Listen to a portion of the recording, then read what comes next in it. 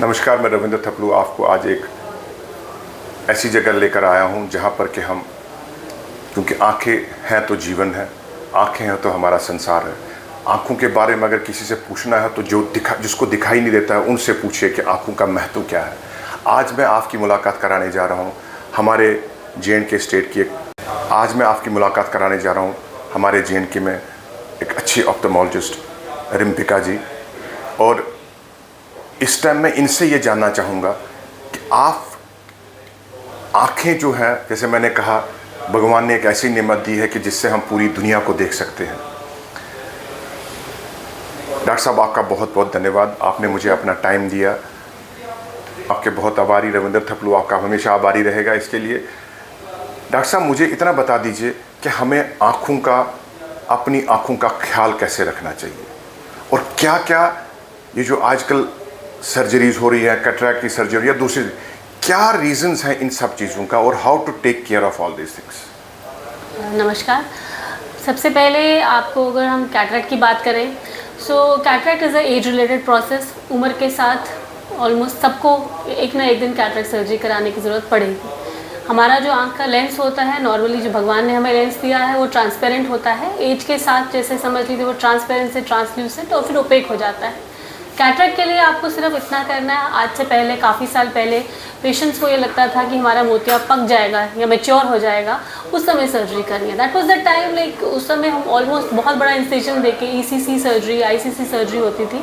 आजकल फेकोएमल्सिफिकेशन, बहुत ही छोटे कट से हम लोग लेज़र से वो सर्जरी करते हैं। लेज़र से सर्जरी मतलब आपको मिनिमम ट्रॉमा होगा, हीलिंग बेटर होगी, रिकवरी फास्टर होगी। सो अगर आप इतने छोटे से इंसिजन से सर्जरी कर रहे हैं तो अगर आपका मोतियाबिंद ज़्यादा पक जाएगा तो आपके लिए भी दिक्कत है और करने वाले के लिए भी परेशानी है, कॉम्प्लिकेशंस का रेट बढ़ जाता है। सो द मोमेंट आपको लगे कि मेरी डे टू डे लाइफ में दिक्कत आ रही है कैटरैक्ट के साथ, even if your vision is 6 also, if you feel कि मुझे ड्राइव करते हुए ग्लेयर आ रहा है, या आपको लगता है कि मेरा रूटीन का काम में दिक्कत आ रही है, मुझे कोई लेडीज़ हैं उनको लगता है कि मैं जैसा कुछ दाल चावल या आटा चावल चुन रही हूँ तो उसमें मुझे कोई दिक्कत आ रही है। सो या जो यंग पेशेंट है, कई बार यंग लोगों में भी होता है, या डायबिटिक पेशेंट्स हैं, उनमें भी अर्ली कैटरैक्ट सर्जरी हमेशा रिकमेंडेड होती है। अगर आंखों की बात करें कि उसका ध्यान कैसे रखना है, जो बच्चों से अगर मैं शुरू करूं तो उनका स्क्रीन टाइम लिमिट करना है, बिकॉज स्क्रीन टाइम बढ़ने की वजह से अभी मायोपिया, स्पेशली कोविड के बाद हम देख रहे हैं बच्चों के चश्मे का नंबर बहुत ज़्यादा बढ़ रहा है। ड्राइनेस आंखों में बहुत ज़्यादा कॉमन हो गई है। सो जब भी आपके बच्चे को आपको लगता है कि वो टीवी के पास जाके टीवी देखने की कोशिश कर रहा है, या वो कभी बोलता है कि मुझे ब्लैक बोर्ड से नहीं दिखता है, तो इमीडिएटली उसके चश्मे का नंबर चेक करवाइए। अगर कोई नंबर है तो उसको लगाना ज़रूरी है। चश्मा लगना कोई बीमारी नहीं होता है, बट चश्मा ना लगाना एक इरिवर्सिबल डैमेज, जिसको लेजी आई या एम्ब्लायोपिया कहते हैं, वो भी कॉज कर सकता है, जिससे कि अगर हम पेशेंट बच्चे का चाहें, बाद में अगर हम चश्मे का नंबर दे भी दें तो भी उसकी विजन रिकवरी नहीं होती है। कभी भी आपको लगे कि मेरी आँख के आगे काले काले धब्बे आ रहे हैं या बिजली जैसा चमक रही है, अगर आप इसको नॉर्मल हम लोग फ्लोटर्स बोलते हैं या फ्लैशेस बोलते हैं, इन सिम्टम्स को कभी भी नज़रअंदाज नहीं करना, बिकॉज इसकी वजह से हमारे कई बार अगर ये अनअटेंडेड टू जाते हैं तो कई बार रेटिनल डिटैचमेंट या अदर कॉम्प्लिकेशंस होती हैं। डायबिटिक पेशेंट्स को नियमित रूप से अपनी आंखों की जांच ज़रूर करवानी चाहिए। कोई इरिवर्सिबल डैमेज से अपनी आंखों को बचाने के लिए हर 3 से 6 महीने में एक डायबिटिक पेशेंट को अपनी आंख की जांच ज़रूर करवानी चाहिए। मैडम जी, हमारा एक सबसे बड़ी प्रॉब्लम आती थी बचपन में बच्चों को कि आँख में वो कहीं दिखा था, स्क्विड जिसको कहते हैं, वो होता था। क्या आज पहले कहते थे वो ठीक नहीं होता, क्या आजकल के ज़माने में, आजकल की मॉडर्न टेक्नोलॉजी में इसका इलाज है आजकल? देखिए, स्क्विंट जो है उसके पहले रीज़न ज़रूरी होता है फाइंड आउट करना। कई बार छोटे बच्चों में जब स्क्विंट होता है तो उनको चश्मे का नंबर होता है हिडन, जिसकी वजह से स्क्विंट आता है। जब वो नंबर लगा दिया जाता है तो स्क्विंट जो है वो दिखना बंद हो जाता है।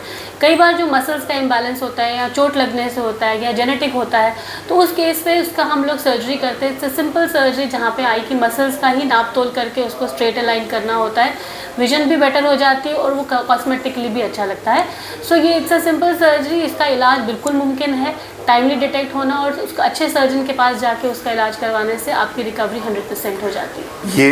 ये आपको आज मैं इससे ये साबित होता है कि आँखें हैं तो नियामत है, और आँखों की अगर आपको ख्याल रखना है तो उसके लिए आपको वेट नहीं करना। टेक्नोलॉजीज़ आजकल बहुत अच्छी हैं कि आप अपनी आँखों का ख्याल कीजिए, और कभी भी डॉक्टर के पास जाने से ये हिचकिचाइए नहीं कि मैं डॉक्टर के पास जाऊंगा पता नहीं क्या होगा। हर बार अपना चेकअप कराइए। डॉक्टर साहब, धन्यवाद, आपका हमेशा आभारी रहूँगा कि आपने मुझे थोड़ा टाइम दिया in respect of your busy schedule and hectic जो आपका यहाँ होता है, इतना ओपीडी होता है, इसके बावजूद आपने मुझे टाइम दिया। बहुत बहुत धन्यवाद आपका। थैंक